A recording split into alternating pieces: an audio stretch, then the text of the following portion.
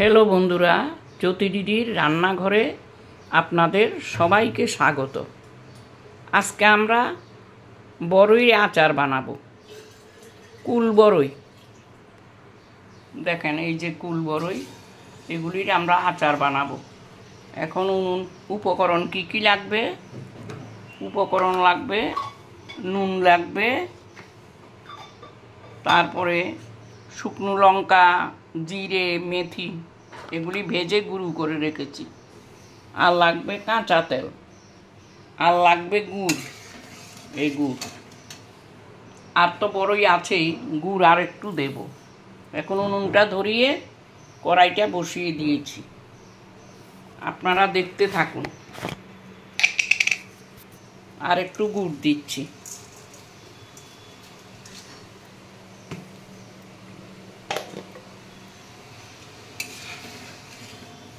গুড়টা যখন একটু অর্ধেকটা হবে তখন বড়ইগুলি দিয়ে দেব। বড়ই দিয়ে তারপর নুন দেব, তারপরে সরিষার তেল দেব, মশলা দেব।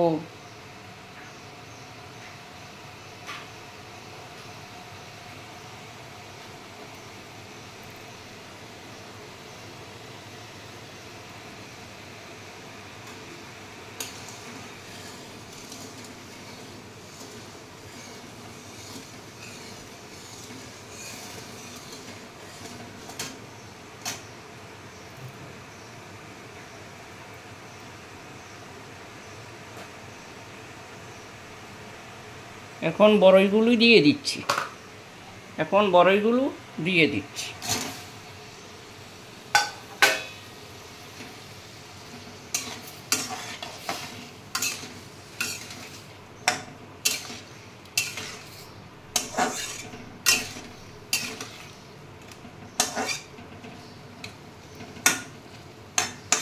এখন গুঁড়ো হবে, বড়ইও হবে। তো এখন নুন দিয়ে দিচ্ছি। এই হাফ চামচের থেকে একটু কম নুন।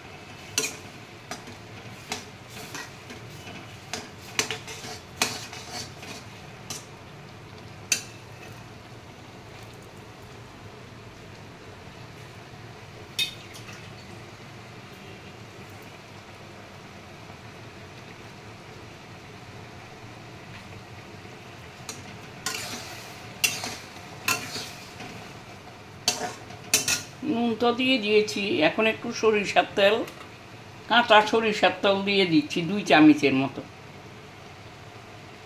এখন কাঁচা সরিষার তেলটা দিয়ে দিচ্ছি 1 চামচ, 2 চামচ।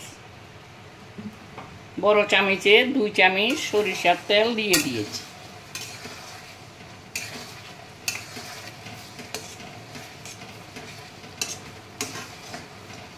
পরে মশলার গুঁড়োটা দিয়ে দেব।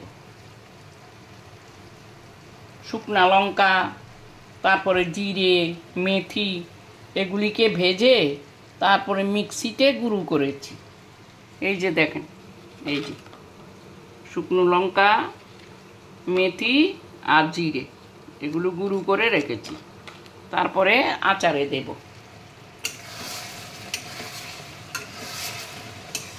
নামানোর অল্প আগে দেব।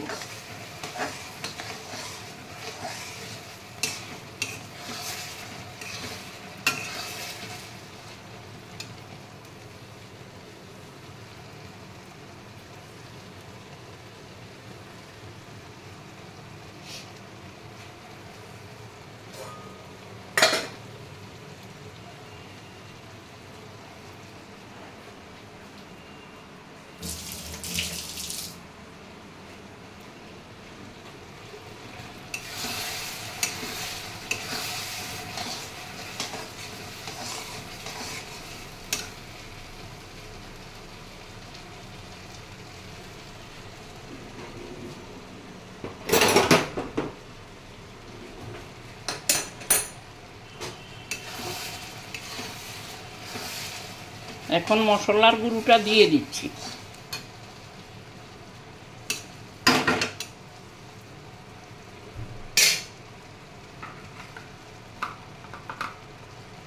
এই হাফ চামচ আর হাফ চামচ করে দিয়ে দিচ্ছি।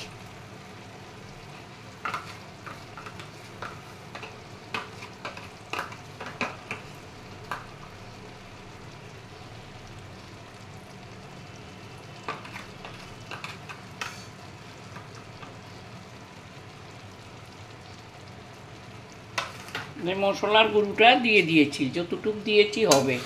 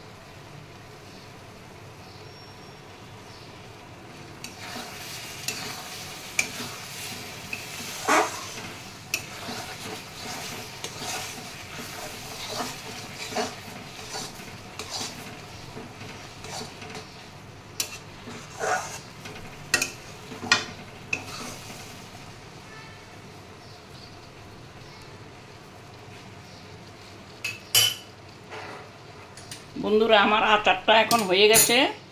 উনুনটা নিভিয়ে দিচ্ছি। এখন ঢেলে নিচ্ছি।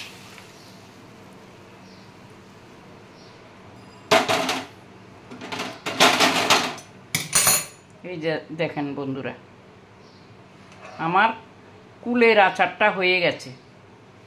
অনেকে বড়ই বলে, অনেকে কুল বলে। আপনারা দেখতে থাকুন।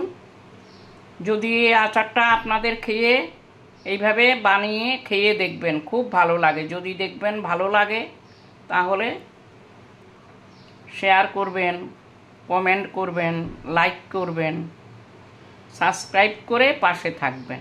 ধন্যবাদ।